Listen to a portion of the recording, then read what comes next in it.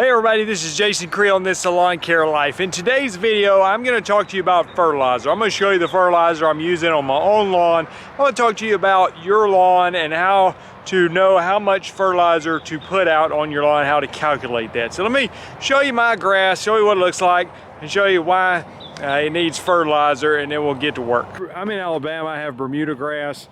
And we've been through quite a dry spell. Fortunately, there's some rain coming in the next few days, it looks like.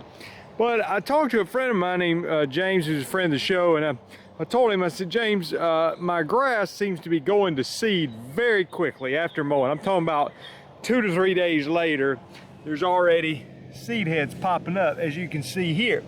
And I said, is that due to lack of fertilizer or drought? And he basically essentially answered both. That when it's dry, that sometimes it goes to seed quicker, and when it's also lacking nitrogen, it will go to seed quicker. So I thought, well, it's time for me to fertilize. It's May. It's kind of when here in Alabama, the Bermuda grass is taking off. Weather's getting hot. We're up 90 degrees today. And if it will rain, the fertilizer will really make the Bermuda grow. So maybe watch the channel for a while. I'll show you a little bit of my yard and what we're trying to accomplish here. We did a renovation last year, and this yard was a total redo. Actually, basically killed my whole yard, scraped it down, and grew it from plugs of sod, because it got 4 acres and it spread over time. So the front yard's looking fine, but you see over toward this area, that's where the septic tank was put in last year, and there's Bermuda grass there, but it needs to spread to fill in. And I want to really take advantage of these summer months to get it to spread. Now I haven't been watering a whole lot, but again, fortunately we got some rain coming, and I wanted to start filling. So you can see patches of Bermuda grass spread throughout here. Yes, I could have sodded it solid. That would have been much more expensive, and I'm willing to let it spread on its own. We typically don't seed Bermuda grass. You can, but the 419 Bermuda that most people have in our area is not one that's grown from seed. It actually has a sterile seed, my understanding. So I've been plugging it as sod and then watching it spread. And Bermuda spreads very, very quickly under optimal conditions. Let me show you the backyard, because it needs a lot of help. And again, some of you following the channel have been following the updates. We got 2 pallets of Bermuda sod and put out back here in this area. So this was a gravel driveway once upon a time until last year. It was graded out. I threw out some ryegrass just to give it something to hold the dirt in place over the winter. The ryegrass is still here, but a lot of it's dying out, and I keep mowing it short, stressing it out. You can see it's turning brown in some areas. So hopefully the ryegrass will be gone soon. I could spray it, but I think the heat's going to kill it fairly soon. And so I've left with this Bermuda grass. Now, the Bermuda was overseeded with the ryegrass too, I guess, at the sod farm. But you can see the Bermuda coming through here. And this Bermuda grass has been down for about a month. Now, again, this was a gravel driveway, so there's rocks and all kind of stuff in here. So what I want to do is fertilize it, and then hopefully going to top dress it too and get it smooth out, hopefully cover up some of these rocks and make it look a lot better. So here's some zoysia underneath these crepe myrtle trees, and it just looks basically great, so I wish if it all looked like that, I'd be doing great. But the Bermuda can look fine too. There's some Bermuda that's already more established, so I just got to get it to fill in all these horrible bald spots so it doesn't look so terrible around here. And I think in a few months it's going to look much improved. So let me show you some of the fertilizers that I'm using for my business. I have several different flavors, if you will. The one I'm going to be putting out today is this 3807 slow release fertilizer. The first number is your nitrogen content. We're going to talk about that shortly. Here's a 3808. Not much difference in the composition. This one also a slow release fertilizer, but the 3807 I'm using has a thicker coating on it, so it's going to last longer than this 3808. Over here I have a blend I'm typically using for my Centipede and St. Augustine lawns. You can see an 1819 blend, so that's going to be less than half the nitrogen in that bag than in this bag. And yellow bag, and it's actually got a grub control product attached to the fertilizers. That's helpful. So let's just take this bag for example, 3807. Now there's some things that you need to know. That's and how much nitrogen does your grass type need. So for example, on our Centipede and St. Augustine lawns, the way I've been taught is that it needs less than 2 pounds of nitrogen for the calendar year. So you take that 1819, and this comes in a 50-pound bag, you see there, and in a 50-pound bag you can take the first number and divide it by 2. So 18 divided by 2 is what? 9. So this 50-pound bag has 9 pounds of nitrogen in it, okay? Well, what about the 3807? It's gonna have 19 pounds of nitrogen, because the 38 divided by 2 is 19, so 19 pounds of nitrogen. Let's say I'm putting this out and I'm gonna spread it for a 10,000 square foot lawn, and there's 19 pounds of nitrogen in the bag. Well, if I put it out and cover a 10,000 square foot bag with one, and cover a 10,000 square foot lawn with one bag, then I'm putting out 1.9 pounds of nitrogen per 1,000 square feet. Well, I said on the Centipede St. Augustine that you don't need to go over 2 pounds of nitrogen for the calendar year. So I'm using one that has less nitrogen. I'm doing it twice a year. So I'm putting this out and putting out about 0.85 pounds of nitrogen per 1,000 square feet, and they come, like in May, they come back again in July and do it again. That's on my Centipede St. Augustine lawns. Now my Bermuda and Zoysia lawns handle more nitrogen, and so I'm going to put this out, and I'm trying to put out somewhere in the neighborhood of 2 pounds of nitrogen, maybe even a little bit more. And some of these questions are going to depend on how green you want it, how often you're willing to mow it. Now I have heard that Zoysia doesn't necessarily give you much benefit when you go over 2 pounds of nitrogen per 1,000 square feet.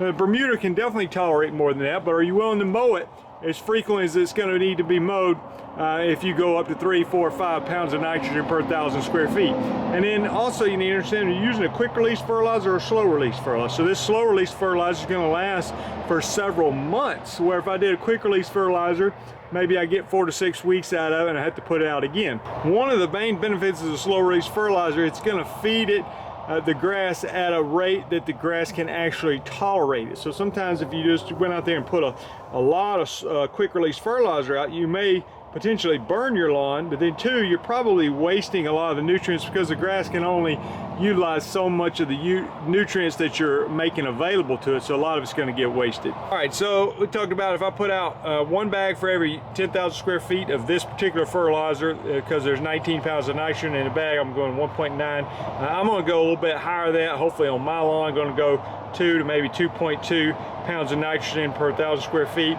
And I want it to last and carry me all the way into, September, and have some decent color on into early fall. Now the amount of nitrogen it's releasing as we get closer to fall, it's going to slow down a little bit. And my understanding that's also beneficial. You don't want necessarily a high dose of nitrogen before the grass starts transitioning into dormancy. So we're going to do it now in May, and hopefully this is going to carry me through the rest of the year. And I really wanted to fill in some of these bald spots in the lawn to make it look much nicer. Let me just say a side note here. Part of this video that I was recording it got cut off, and so I'm having to re-record. So if you hear me repeat myself in this video, that's one of the reasons why. It's because I recorded it, and then when I went to the editing process, so it got cut off, had to re-record it. So I apologize for that. So you may need to do a little bit of research, understand what type of grass you have, how much nitrogen is needed in that grass. You can also do a soil test and see if there's some other deficiencies. But for these Bermuda lawns, again, you can even look at mine and you can see the color's not right. It's going to seed head very quickly, and it's in needing nitrogen. So we're going to put the nitrogen to it, and when the rain comes, stuff's going to happen. Now let's say I was just going to go buy some quick release fertilizer, then I may put this out 3, 4, 5 times a year. Let's say once a month I was going to put 3/4 of a pound of nitrogen out on the lawn, and do it once a month for May, June, July, August. Well, that can work too, and it's going to give you a lot of nitrogen, cause the grass to grow a lot. But this slow release fertilizer, one of the big advantages of that, again, is you're feeding it at the rate it can handle, and two, you're only spreading it one time or maybe 2 times, and you can it's going to last a lot longer, so it's going to save you on the amount of labor, and probably save you more expensive per bag. Going to save you because you're not buying multiple bags. One more costly bag can be cheaper than 4 less expensive bags that's going to give you similar results. Now what I've done for my business in the past is I've used a quick release fertilizer like in April, then I come back let's say May or June, and put the slow release fertilizer out to carry me through the rest of the year.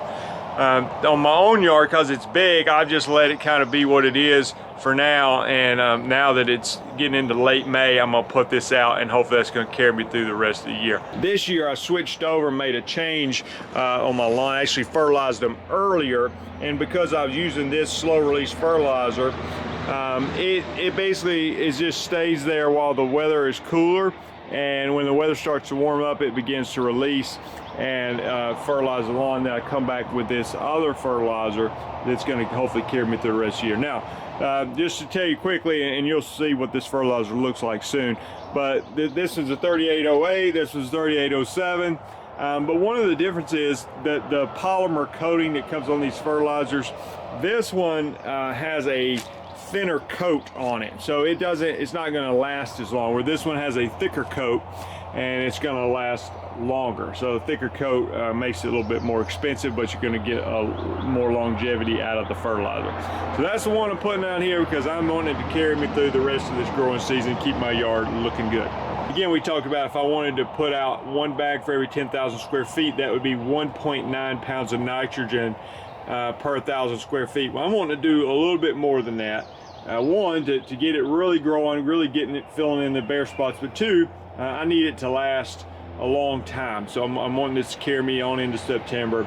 So I'm gonna go somewhere in the 2.2 pounds of nitrogen per 1,000 square feet for my lawn and for today's application. So let me get my equipment set up, throw some fertilizer here, let you look at the fertilizer, and then I'm gonna fertilize this lawn. And you can subscribe to the channel, check back for future videos when we come back and hopefully look at the color and look hopefully at how these bare spots are not bare anymore, particularly in the front and backyard immediately behind my house, but even back here. This is my driving range slash soccer field slash football field slash whatever. I want it to look good. I don't like bare spots. So I'm using a ride-on machine today. I don't want to push this for sure. And you can see this, the fertilizer here is got a teal color to it, but it's a polymer coated fertilizer. I'm not 100% sure what the little white pellets are, but it's overwhelming majority. If it's not 100% slow release, it's definitely the majority slow release. So this is what I'm putting out in the yard. Hopefully going to feed the lawn for months. So you need to answer a few questions. You need to understand what kind of grass you have. You need to understand what the recommendation is, how much fertilizer and how much nitrogen to put on your grass type. You need to understand when to do that. That's typically when it's starting to grow. Okay, so don't put it out when it's dormant, or like if you got a cool season grass, you're typically going to fertilize in the spring, my understanding, maybe in the fall, but probably not in the summer when it's hot and dry and not growing very much. For us, with the warm season grasses, you know, I'm not going to put fertilizer out early March if my grass is barely growing at that time. It's just now starting to turn green, because you end up wasting it. Now sometimes I can manipulate the schedule a little bit with a slow release fertilizer, because if I put it out early, it just sits there for the most part and starts releasing the nutrients as the weather warms. So it allows me to manipulate the schedule to do a better job on controlling weeds at a timely manner too. And then you need to understand, if you're putting out slow release fertilizer, quick release fertilizer, you know, how many times are you willing to fertilize a lawn? Because if you just want to fertilize one time, fine. You can get a slow release fertilizer, put a lot of it out, feed the lawn the whole year. If you don't want to spend that much on a bag, you can get a quick release fertilizer. It's not going to last as long. You may have to spread fertilizer multiple times. It's not necessarily right or wrong as that goes, but you got to understand what you're putting out and know how long it's going to last and how many times you're going to have to do it to keep the lawn looking good during the growing season. Now this fertilizer is not going to do much until it gets watered in, but the good thing being a slow release fertilizer also is not going to, there's a very low risk of it burning the lawn. So anyway, let's get started throwing fertilizer, and I'll show you what that looks like. When I'm making my passes here, now if I was in a lawn in a neighborhood, my spreader has this side deflector on it. Most of them do, or most, you know, decent ones. So I can put that down. And what I'll do, I'll make a perimeter pass along the sidewalk and the curb and everything, because I don't want to be throwing it out in the street. And I carry a little blower with me in case I do, and can blow it back in the yard. Then once I make that perimeter pass, then I'm just going to go back and forth with that raised up, and I'm throwing a full pattern. Now in my yard, there's no I'm not worried about throwing it out in the street. There's no street to throw it out into here, and I'm not sure I'll do a perimeter pass. I'm probably just gonna go back and forth. And what I wanna do is overlap my passes. Now I'm out here early in the morning, so I'll be able to see my tire tracks. That's gonna be a little bit of an advantage to me. But I wanna basically throw the fertilizer back to the tire track on the previous pass, because it's gonna be thinner on the outside of your pattern, your fertilizer pattern. So it's okay to overlap a little bit, because if you don't get a consistent pattern, you're going to stripe up the yard oftentimes, leaving dark streaks, light streaks, dark streaks, light streaks. So I want a nice even application. So that's what we're going for.